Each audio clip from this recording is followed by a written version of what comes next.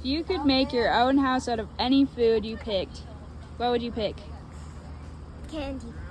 Yes, that's a good choice. What is the dumbest way you've been injured? Probably when I was running backwards, tripped and sprained my wrist. Oh. Or jumping off the top rung of my bunk bed and breaking my arm. Or slamming on the front brake of my bicycle, flipping head over end and spraining my other wrist. Fun. Wow. Yeah.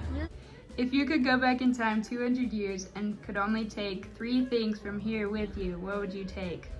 I would take a cookbook, so I can still have good food, and I don't know what food tasted like 200 years ago, and a water filter, because I'm pretty sure I'm not adjusted to whatever kind of water quality they were drinking back then, and I have no idea. My family, that's a thing now. That's one thing. That's one thing. What do you think about right before you fall asleep at night? I don't know, like random things, like video games. I don't know. If you had to write a story and it could only be a few sentences, what would you write? Well, first of all, I would ask Scott to write it because I don't like writing and he does.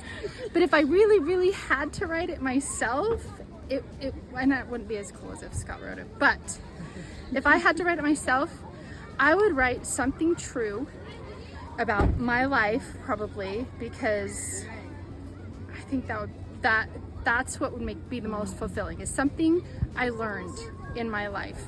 Some lesson I learned that maybe would help other people. That's what I would write about.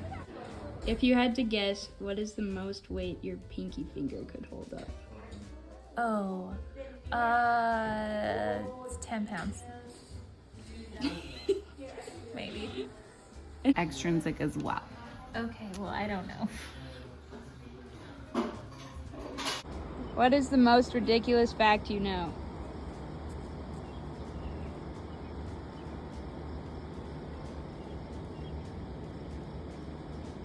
I could come up with my own if you want me to. Sure, why not? Do it. No one has to know it's not a fact. This is plastic, but it's actually wood. That is ridiculous. If you could choose a super cool nickname for yourself, what would it be? Since I really like math, probably like circumference. What do you think about right before you fall asleep at night? I think about the stories that I want to write. Nice. So, this is for my the most wonderful grandchildren in all the world. I'm so glad for you that you can all be together and enjoy this time together, and I hope it turns into a great memory for you and a bonding time. I'm thankful for the invitation to talk to you. The subject matter is a little bit disturbing, but I'm supposed to tell you a story about the dumbest accident that I have had in my life. And I narrowed it from 150 down to 50 or 60, down to 20 or 30. I knew that was too many, and so finally I just forced it down to 2. I'm going to tell you 2. But I love you, and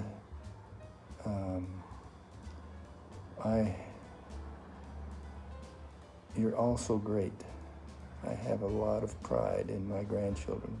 I talk about you, I show you pictures of people, and they all know that Grandma and I have 19 grandchildren and that they're just wonderful. Okay, so back to the dumb thing. The first one I'll talk about is how I stabbed myself. Not lethally, but very bloody. So I got a set of carving tools. They were I think I was 9 or 10 years old.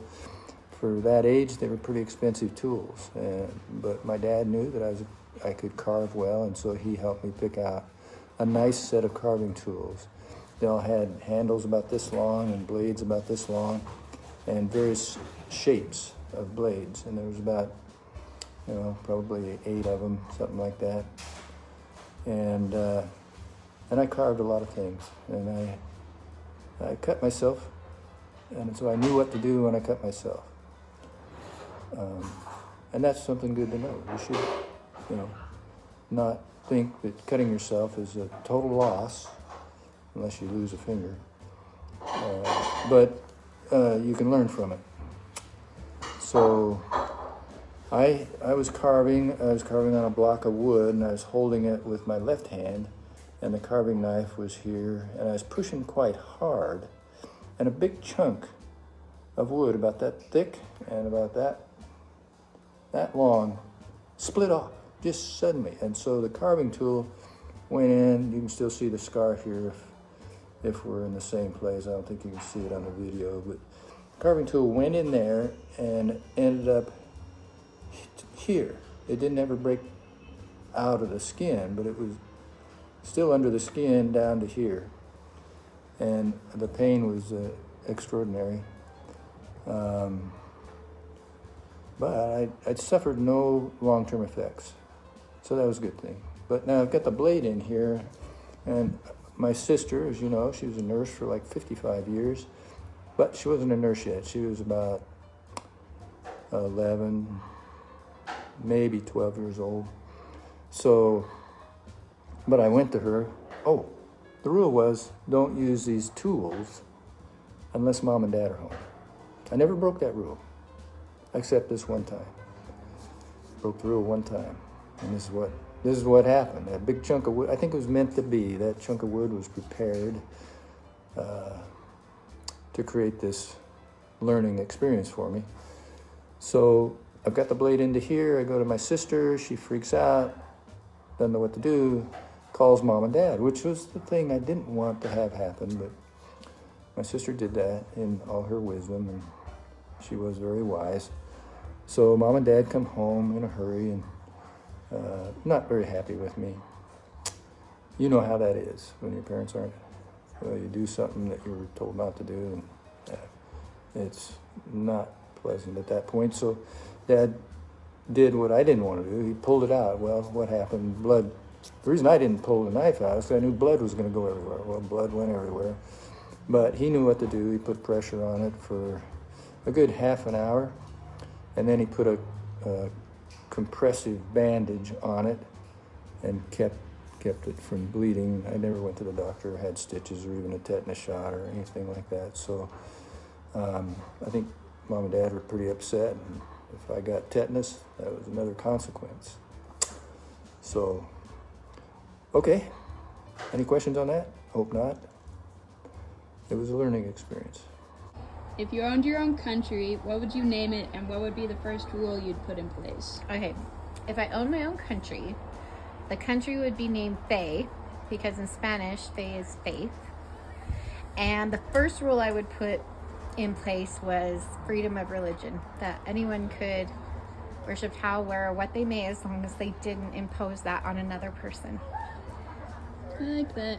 What's the question again? I'm gonna ask it. Okay, hi. Okay. Do you think you could be friends with a clone of yourself? No. Why not? I hate people like me. I wouldn't. Ah! Come here. What is the worst advice you were ever given? The worst advice I was ever given was to stay the same. That classic thing that people always would write in yearbooks. And it's terrible advice, because if I were the same person now that I was back then, I would be immature and silly and brash and pretty stupid. So I'm glad that I did not stay the same. If you were a supervillain, what would your name and your power be? I would be Mother Goose, and I would just be able to summon geese, because geese hate everyone and everyone hates geese, and they would just do my bidding everywhere. Yes! If you were held at gunpoint and told that if you didn't impress them with your dance moves, they would kill you, what moves would you bust out? Well, as a hand clogger sensei, saying it's only appropriate for me to bust the best hand clogging move I could. Just a simple hand clogging routine that I mastered through many years of study and art practice. Yes, they'll no way they can't be amazed by that. I'm impressed. Thank you. How weird would you describe yourself on a scale of 1 to 10? 6 or 7. If you could write a story and it could only be a few sentences long, what would you write? Oh boy. We came together. We grew together. We lived eternally together. Do you think you could be friends with a clone of yourself? I think we'd vibe together for a really long time, but ultimately part ways. It wouldn't work out in the end. So, yeah. What's the most useless talent you have? Whoa! Oh my goodness. Ah! What's the worst advice you were ever given? Okay, well, my mind immediately went to some advice that I was given many, many years ago. It was my bridal shower, and one of the activities was to have all the women who were there give advice to have a happy marriage. And one of those bits of advice was to never go to bed mad at each other. And I thought, okay, all these women have been married for a long time, and that sounds like good advice. You know, why would I want to go to bed mad? Anyway, so I decided that would be my goal, talk to Roger about it, and we wanted to always be able to talk things over, so we made that our goal, that's what we would do. So even though we love each other very much, yes, we've had numerous disagreements, and in the start of our marriage, that was our goal, that we would just keep talking until we figured things out and were happy with each other, and then we would go to bed. And we just kept doing that. Even though it wasn't working, we kept doing it for, I don't know, probably years. And I always knew, of course, that who really was at fault was my husband. Couldn't be me. And so I would think, you know, I'll just keep talking to him until he figures out what he's doing wrong, or hears me tell him what he's doing wrong, and then he'll change and everything will be great, good with life. Well, of course, that isn't how he saw it at all. And I can't tell you how many nights we lost a lot of sleep because we had that goal, because we thought that was great advice. Anyway, eventually we realized that a much better idea when we didn't agree would be to just go to bed. And when we woke up in the morning, we were more rested. We had had time to think things over. Our partner, you know, whoever was unhappy, the other one had had time to think about it, had had a morning prayer, and probably gotten some additional insights from the Spirit about what to do to work things out. Anyway, we found out eventually, after many times of trial and error, big error, we found out that for us it was a much better idea to just agree to talk about it later and go ahead and go to bed. And anyway, that was probably the worst advice I ever got. If not the worst, one of the worst. If you were a supervillain, what would your name and power be? Bald Blake. And my power would be to spread the curse of baldness to all mankind.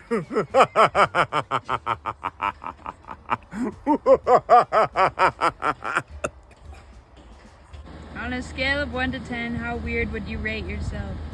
Probably like a 12, because, because of my whole, I plan to get a wombat army and marry an Australian dude and train them.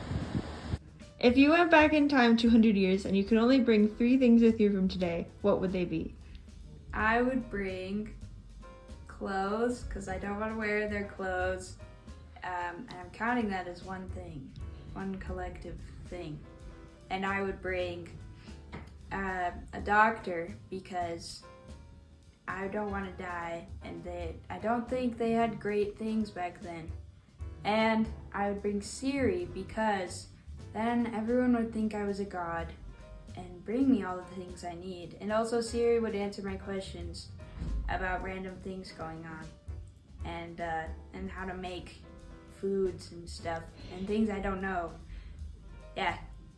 If you could choose a super cool nickname for yourself, what would it be? Probably roly-poly person. Yes. What's the most useless talent you have? The most useless talent I have, it's gotta be, I could tie a zip tie really, really fast. Okay, I'll need you to show me later. Alright, you got it. If you owned your own country, what would you name it, and what would be the first rule you'd put in place? I would name it Swish Blog, and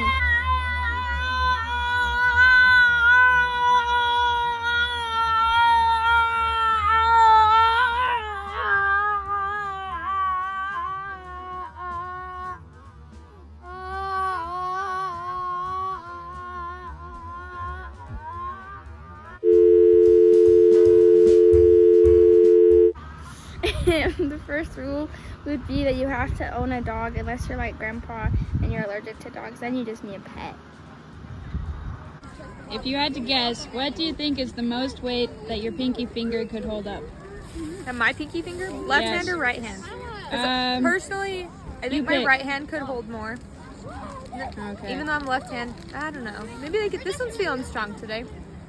I think that I could definitely hold a Walmart bag of groceries, like a good hefty bag with my pinky finger. Nice.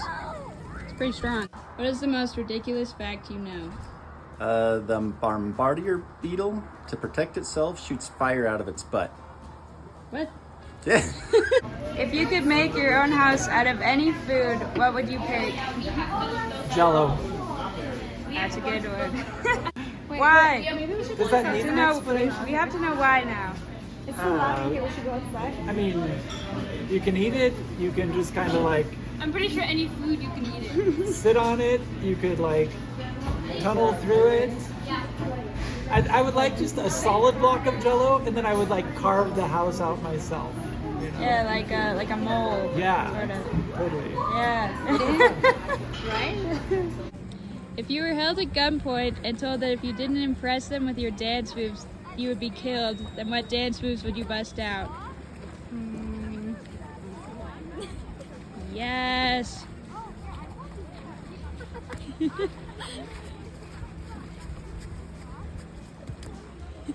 Yes.